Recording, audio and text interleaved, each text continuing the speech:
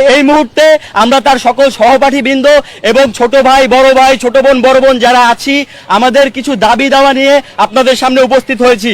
আমি এখন সেই দাবিগুলো আপনাদের সামনে উপস্থাপনা করছি।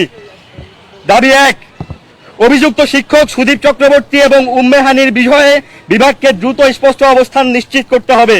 কার্যকর পদক্ষেপ না নেওয়া পর্যন্ত সকল ক্লাস ও পরীক্ষা বর্জন অব্যাহত থাকবে।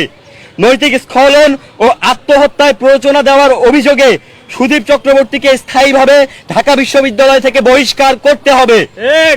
3, শিক্ষার্থীদের উপর মানসিক ও শারীরিক নির্যাতন, ফলাফল ও চাকরির প্রলোভন এবং ভয়ভীতি প্রদর্শনের সংস্কৃতি বন্ধ করতে হবে। অভিযোগ প্রমাণিত হলে সংশ্লিষ্ট শিক্ষককে অনতিবিলম্বে চাকরিচ্যুতর বিধান সংযুক্ত করতে হবে।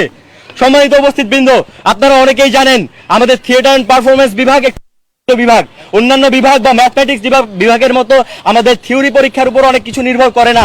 এখানে আমরা ব্যবহারিক পরীক্ষার মধ্যে দিয়ে অনেক কিছুতে যাই, যেখানে অনেক কিছু শিক্ষকের হাতে থাকে। সেই সব ভয়ে অনেক সময় শিক্ষার্থীরা সামনে আসতে পারে না। দুর্ভাগ্যজনকভাবে আমরা বলতে চাই, বিভিন্ন সময় অনেক সময় ধরে চলে আসা এই নিপীড়ন আমরা কেউ কখনো মুখ খুলতে পারিনি। আজকে একটা প্রাণের বিনিময়ে আমরা সবাই একত্রিত হতে পেরেছি, যেটা অত্যন্ত দুঃখজনক।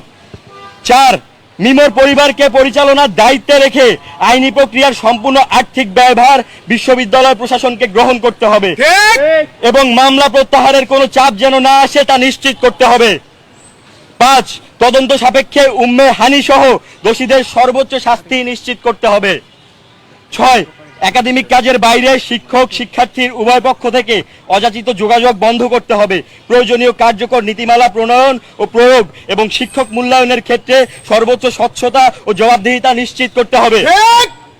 চূড়ান্ত বিচার প্রক্রিয়া সম্পন্ন না হওয়া পর্যন্ত অভিযুক্ত শিক্ষকের বিদেশ গমনের অনাপত্তিপত্র এনওসি প্রদান বন্ধ রাখতে হবে। এই ছিল আমাদের দাবি। আমরা চাই আমাদের দাবির সাথে আপনারা সবাই আমাদের একমত হন। এই মুহূর্তে আমি আমাদের ব্যাচের পক্ষ থেকে কাউকে কিছু বলার জন্য অনুরোধ করছি।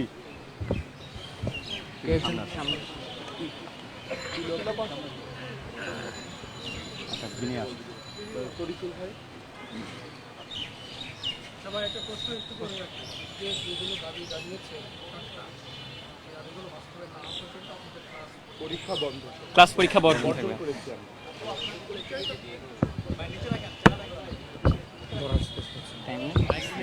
নিচে ঠিক আছে।